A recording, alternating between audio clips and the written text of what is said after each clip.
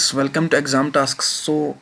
आज का जो मेरा टॉपिक है वो advantage and disadvantage of using MATLAB. कल की वीडियो में हमने बताया था कि हमने पूरे से डिस्कस किया था कि मैटलैब इंट्रोडक्शन यानी कि मैटलैब क्या होती है उसकी बेसिक डेफिनेशन से लेकिन हमने वहाँ पे स्टार्ट किया था। तो आज का जो पार्ट 2 हम डिस्कस करेंगे यहाँ पर एडवांटेज एंड डिसएडवांटेज।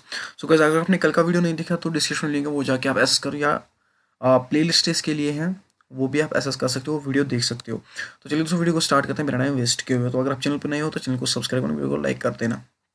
तो सबसे पहला एडवांटेज ऑफ अगर हम एडवांटेज की बात करेंगे तो सबसे पहले एडवांटेज आता है ईजी टू यूज़। तो दोस्तों अगर आपको पता है, जैसे कि मैंने आपको कल बोला था कि ये जो मैटलैब है ये एक इंटरप्रेटेड लैंग्वेज है। दैट मीन्स इसमें कोई कंपाइलर की ज़रूरत नहीं पड़ती है। कंपाइलर है इसके लिए but generally we are not using. तो ये इंटरप्रेटेड लैंग्वेज है। It is big heart it is and it's a big problem. But ये हम इस टाइम डिस्कस नहीं करेंगे, ऑन टाइम हम ये डिस्कस करेंगे। इंटरप्रेट से क्या मुराद है? इंटरप्रेट होती क्या एक्चुअली यहाँ पे? इंटरप्रेट लैंग्वेज वो लैंग्वेज होती है जिसमें हम प्रोग्राम में ही सारा कुछ फीड कर देते हैं, हम कंपाइलर पे कुछ नहीं छोड़ते हैं।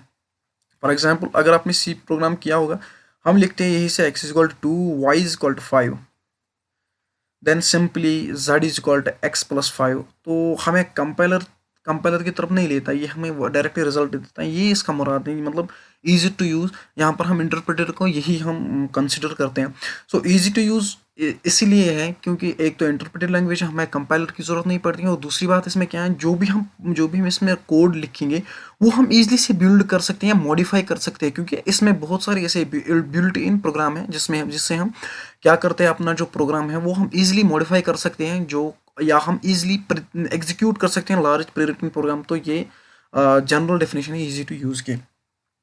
सो एक और चीज़ आता है, अगर इसके बदले आपके आते हैं कैरेक्टरिस्टिक्स या इसके बदले आपके आते हैं एप्लीकेशंस, तो आप यही लिख सकते हो। देखो ये इंग्लिश नहीं, यहाँ पर ग्रामेटिकली आपको प्रॉब्लम हो जाएगी, टेक्निकल है। यहाँ पर इंग्लिश की कोई मतलब इंग्लिश से आपको कट है बिल्कुल, क्योंकि अगर आपको एप्लीकेशन आती है तो एप्लीकेशन भी है ईजी टू यूज़। अगर आपको एडवांटेज ये भी एडवांटेज कैरेक्टरिस्टिक ये भी आता है। सो मेरे ख्याल से इसमें कोई टेंशन नहीं होनी चाहिए।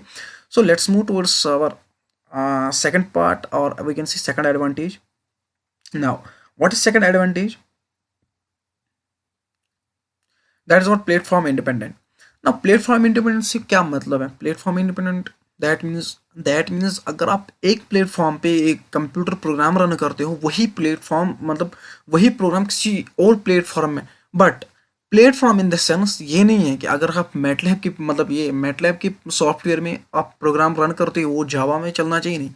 ये यहाँ पर सिस्टम की कंपैटिबिलिटी चेक करना है। फॉर एग्जांपल अगर मैं एक सिस्टम पे, फॉर एग्जांपल प्लेटफॉर्म इंडिपेंडेंट मतलब क्या है, यहाँ पर प्रोग्राम जो भी हम लिखते हैं एक प्लेटफॉर्म में, it should run another platform. मगर ये मसला नहीं है वहाँ पर कि एक एक सॉफ्टवेयर में लिखो तो दूसरे सॉफ्टवेयर में चलेगा, नहीं। फॉर एग्जांपल अगर मैं यूज़ कर रहा हूँ कोई सिस्टम, इसमें एक सॉफ्ट कॉपी उठाता हूँ ये मैं दूसरे, but it should be A MATLAB. यहाँ पर हम पी कोड जो है वो हम डिस्कस करेंगे, पी कोड क्या होता है, पी कोड। तो ये यहाँ पर इजी से रन होना चाहिए, तभी तो हम प्लेटफॉर्म इंडिपेंडेंट इसे कहते हैं ना। सो मैटलैब जो सपोर्ट करता है डिफरेंट कंप्यूटर सिस्टम सपोर्ट करता है। सो अगर हम देखेंगे ये जो प्लेटफॉर्म इंडिपेंडेंस ये एक बहुत ज़्यादा मतलब एक से हम कहेंगे बहुत ज़्यादा बड़ा एडवांटेज है एक मैटलैब का। एप्लीकेशन बोलो, कैरेक्टरिस्टिक बोलो, किसका? मैटलैब का एक प्लेटफॉर्म इंडिपेंडेंट है, क्योंकि यहाँ पर चेकिंग प्लेटफॉर्म नहीं होता है। फॉर एग्जांपल अगर आपने डिफरेंशिएट किया होगा अपने लो लेवल क्लासेस में, अगर आपने सी और जावा में अपने जो है वो डिस्कस किया होगा, वो हम लिखते हैं it is platform dependent, it is platform independent. So that कि अगर ये जावा प्रोग्राम हम एक सॉफ्ट कॉपी एक कंप्यूटर में लेते हैं तो सॉफ्ट कॉपी दूसरे कंप्यूटर में मतलब ईजी से चलनी चाहिए। सो जो भी डेटा फाइल है किसी भी प्लेटफॉर्म में वो ट्रांसपेरेंटली अदर प्लेटफॉर्म पे रन होनी चाहिए, क्योंकि उसमें कोई टेंशन नहीं होनी चाहिए। ये हम प्लेटफॉर्म इंडिपेंडेंट से मुराद हैं, क्योंकि प्लेटफॉर्म इंडिपेंडेंट का मतलब ये हम मतलब डिपेंडेंसी को छोड़कर मतलब easy free to run the program, ऐसा कुछ होना चाहिए। Now will move towards our third thing, that is our predefined functions. जैसे कि मैंने आपको पहली वीडियो में बताया था कि there are more than 1000 predefined functions present in MATLAB, जिनकी जिनकी मतलब बदौलत से हम कोई भी टेक्निकल टास्क की जो प्रॉब्लम है उसको सॉल्व करके अपनी जो सोल्यूशन है वो पा सकते हैं with the help of this predefined function.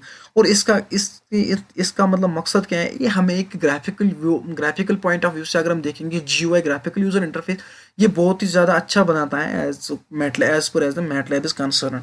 तो यहाँ पर अगर हम देखेंगे कि इसमें एक कंप्लीट एक्सटेंसिव लाइब्रेरी है, या हम लाइब्रेरी इन द सेंस कि इसमें बहुत सारी फंक्शंस हो, और वही हमें एक बेसिक टेक्निकल टास्क को सॉल्व करने में मदद करती हैं। जैसे कि ये थाउजेंड प्लस मैंने प्रीडिफाइंड फंक्शन को कल, यही हमें टेक्निकल टास्क को कंप्लीट करने में मदद करती है। ये हमें प्रीडिफाइंड फंक्शन सेट होता है, जैसे कि हमने कल डिस्कस किया था, वहाँ पर एक टूल किट होता है।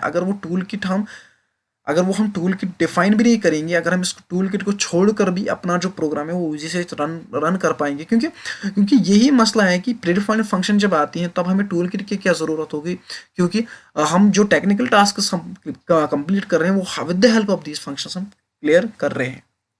सो यहाँ पर मैंने एक एग्जाम्पल दी है आपको, यहाँ पर मैंने एक एग्जाम्पल मेंशन की है। सो अगर मैं कहूँ कि मैं एक ऐसी प्रॉब्लम सॉल्व करना चाहता हूँ, स्टैटिस्टिकल प्रॉब्लम, जिसके लिए मुझे बहुत सारे एट्रीब्यूट्स चाहिए, जिसके लिए मुझे बहुत सारे मतलब लाइक हमें एक अरिथमेटिक मीन चाहिए, हमें एक मीडियन चाहिए, हमें एक डिविएशन चाहिए, जिस स्टैंडर्ड डिविएशन जिसे हम बोलते हैं, तो ये मुझे चाहिए। लेकिन ये अगर हम ऑल ओवर ट्रेडिशनल मेथड की बात करें, बहुत कुछ इसमें है, लेकिन अगर हम फॉर एग्जांपल ट्रेडिशनल बात करें, लेकिन अगर यही हम with the help of MATLAB से सॉल्व करेंगे तो हमें इतना कुछ परेशानी उठाने की ज़रूरत नहीं है। बस मैटलैब में डालो, वहाँ पर कुछ बिल्ट इन फंक्शंस हैं, वो हमें मतलब ये जॉब इजी से मेंशन करके देगा, and we will get the solution as easier as जो हम ट्रेडिशनल मेथड से कर रहे हैं, like using other functions. Because अगर हम एक स्टैंडर्ड डिविएशन, ये एक फीड हो चुकी होगी मैटलैब में, ये पाई इसकी फंक्शन ये है या मीडियन की फंक्शन ये है, तो with the help of these functions we are able to done these technical tasks with the help of MATLAB. So I hope guys यहाँ तक आपको समझ में आ चुका होगा। मैं थोड़ा बहुत मतलब तेज़ चल रहा हूँ, क्योंकि मैं नहीं चाहता हूँ कि वीडियो बहुत ज़्यादा लंबी हो जाए, क्योंकि फिर एक तो एडिट करने में टाइम लगता है, और दूसरी बात फिर मतलब बोर हो जाते हैं कि मतलब इतना ज़्यादा वीडियो जब लंबा हो जाता है तो ऑब्वियसली देखने वाला बोर ही हो जाता है। Then we will move towards one more advantage, and that is the graphical user interface. जैसे कि मैंने आपको बताया था कि जो टेक्निकल टास्क्स हमें क्रिएट करनी होती वो मतलब एक ग्राफिकल पॉइंट ऑफ व्यू से इस तरह मतलब हमें डिज़ाइन करनी होगी, क्योंकि जो एक इनएक्सपीरियंस्ड यूज़र होगा उसको मतलब समझ है, वो ऑपरेट करे, जो भी हमने लिखा, जो भी हमने एक टेक्निकल एनालिसिस की, वो ऑपरेट करना चाहिए। यही ग्राफिकल यूजर इंटरफेस से मुराद है। और यहाँ पर अगर हम बात करेंगे एक इंटरैक्टिव कंस्ट्रक्टर, अगर हम इंटरैक्टिव ग्राफिकल यूजर इंटरफेस की बात करेंगे, वो with the help of those inbuilt functions possible है। with the help of those inbuilt functions we are able to done a sophisticated data analysis, and यही data analysis operate करेगा simply एक relative inexperienced user. For example अगर मैं एक user हूँ और मैं मैटलैब मतलब फॉर एग्जांपल मैटलैब जानता हूँ, और यहाँ पर अगर मैं बात करूँ, मैंने एक डेटा एनालिसिस तैयार की with the help of an application. जो यहाँ पर एप्लीकेशन है, ये एक ग्राफिकल यूजर इंटरफेस की एप्लीकेशन है। मैंने एक यहाँ पर एक एनालिसिस, यहाँ पर डेटा एनालिसिस प्रोग्राम क्रिएट की, और यही यहाँ पर एक इनएक्सपीरियंस्ड यूज़र इसको ऑपरेट होना चाहिए बराबर इसने लिखा क्या है, मतलब तभी तो मतलब जब हम ग्राफिकली किसी को चीज़ दिखाते हैं। फॉर एग्जांपल अगर मैं यहाँ पर चार्ट से आपको, फॉर एग्जांपल अगर मैं कह रहा हूँ कि जो हमारी एजुकेशन है वो दिन ब दिन बढ़ती जा रही है, अगर मैं इसका ग्राफ प्लॉट करूँ ऐसे, तो मैं एक इनएक्सपीरियंस यूज़र को वो बोलेगा कि नहीं यार लाइन इधर से चल रही है। मतलब यही प्रॉब्लम होती है ग्राफिकल यूज़र इंटरफेस जब हम बात करेंगे, तो एक इनएक्सपीरियंस यूज़र डिटेक्ट करना चाहिए कि डेटा एनालिसिस है क्या। आई होप गाइज यहाँ तक आपको समझ आ चुका होगा। Then we will move towards our next thing, that is our MATLAB compiler. देखो मैटलैब का कंपाइलर है, जैसे कि यहाँ पर अगर आप यहाँ पर जो मैंने एक टेक्स्ट लिया था, separate MATLAB compiler is available and it is of huge cost, that is why we are using interpreter। तो इंटरप्रेट हम जब लैंग्वेज यूज़ कर इंटरप्रेट मैटलैब जो इंटरप्रेटर लैंग्वेज है, अगर हम इसको यूज़ करेंगे, ये बहुत ज़्यादा स्लो है। मैटलैब कंपाइलर जो है ये बहुत ज़्यादा फास्ट है as compare to interpreter language. ये जो फ्लेक्सिबिलिटी है प्लेटफॉर्म इंडिपेंडेंट की, ये हम कंप्यूटिंग मैटलैब जो है मतलब फॉर एग्जांपल यहाँ पर एक पी कोड है। देखिए देखिए मैटलैब कंपाइलर हमें क्या करता है। अगर आपने जावा प्रोग्रामिंग की है, जावा प्रोग्रामिंग में हम एक सोर्स कोड को बाइट कोड में करते हैं कन्वर्ट। एक सोर्स कोड होता है हमारे पास, उसमें हम बाइट कोड में करते हैं।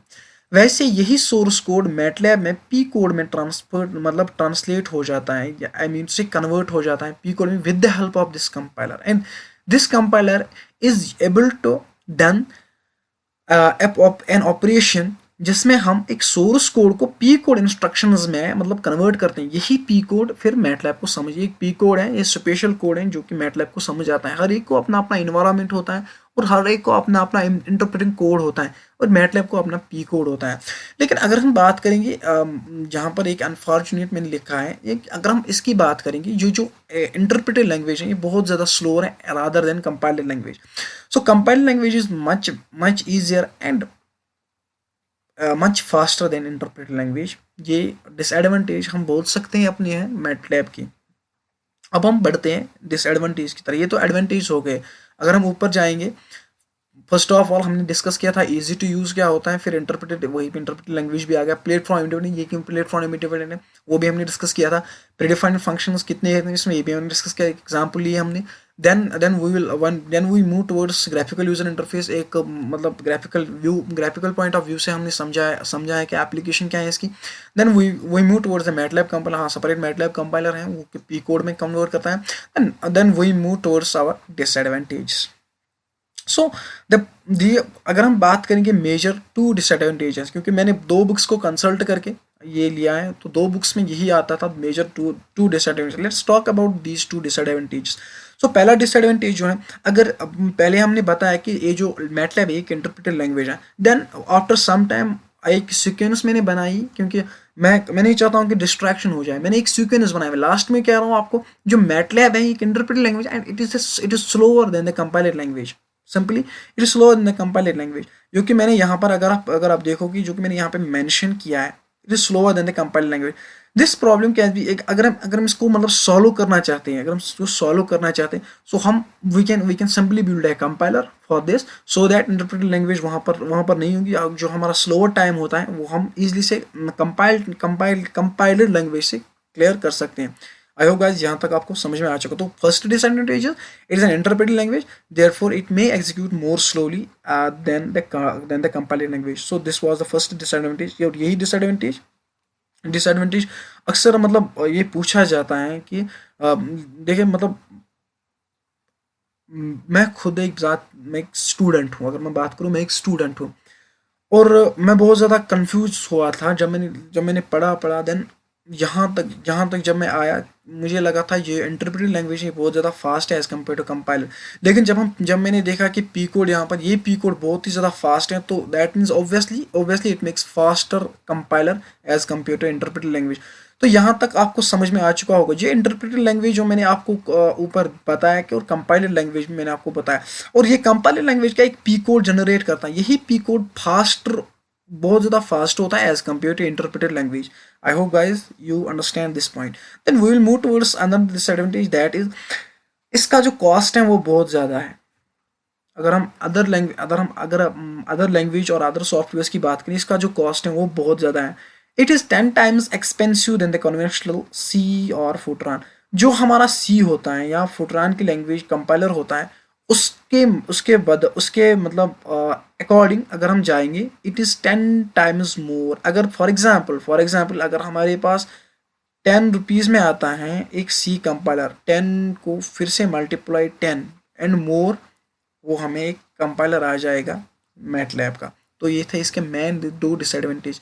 सो there are more advantages as compare to disadvantages are concerned. यहाँ पर कम ही डिसएडवांटेज हैं, दैट इज वाई हम कहते हैं इसको एक nowadays in technical fields we use MATLAB as a problem solving tool for the technical tasks and for some sophisticated engineering solutions, or we can say scientific solutions. So ये था मेरा part 2।